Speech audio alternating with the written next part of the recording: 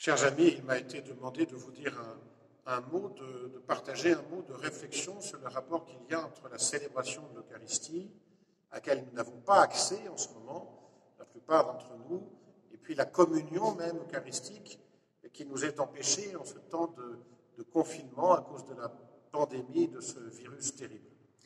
Je voudrais simplement, certainement pas de manière exhaustive, mais vous dire un peu ce qui anime aussi la foi de l'Église dans l'Eucharistie. Nous souvenir d'abord que la messe est une action du Christ et de l'Église tout entière, quelle que soit sa forme, même si elle est perdue dans une petite montagne avec des moyens très faibles, toute messe est l'actualisation sacramentelle, liturgique, de l'ensemble du sacrifice de la croix, de l'ensemble du mystère pascal, de la mort et de la résurrection du Christ. Et nous pouvons nous intégrer, nous joindre à chaque messe pour participer à l'adoration, à la louange, à l'action de grâce, à la supplication, à l'intercession du Christ avec son Église. Et nous pouvons même, par la communion spirituelle, nous joindre, et grâce aux médias, à une célébration qui nous est offerte par une retransmission et recevoir une grâce eucharistique par laquelle le Seigneur nous emplit de sa présence et de son amour. L'Église est toujours libre de célébrer les sacrements. Ce sont les pasteurs propres des diocèses, les responsables de la liturgie de chaque diocèse, les évêques, qui nous disent comment et dans quelles conditions cela s'exerce. Parce que l'Église est toujours attentive au vrai bien commun de la société pour laquelle elle s'investit. La doctrine sociale de l'Église est inséparable des sacrements.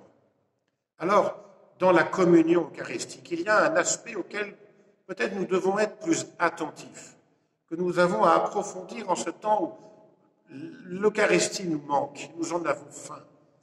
C'est que l'Eucharistie n'est jamais une sorte d'assimilation individuelle du Christ en moi. Le Christ est plus grand que moi.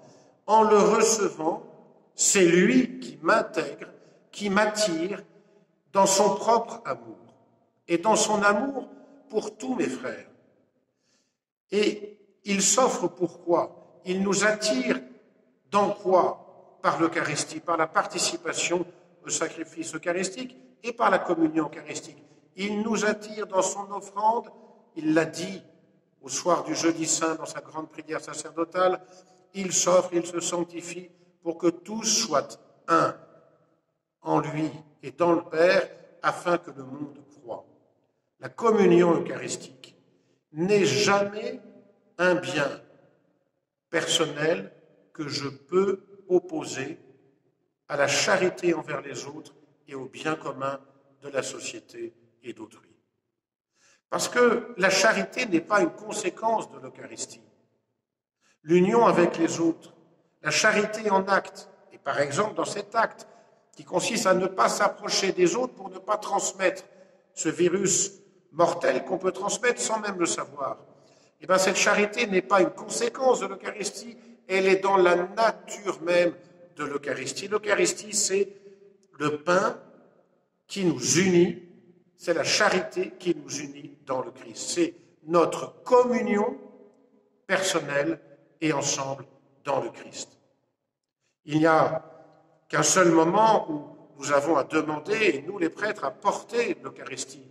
C'est surtout au moment de l'approche de la mort. Nous avons à recevoir l'onction des malades et l'Eucharistie sous forme de viatique, c'est-à-dire de force pour ce voyage qu'est notre passage à la vie éternelle, notre Pâques dans le Christ.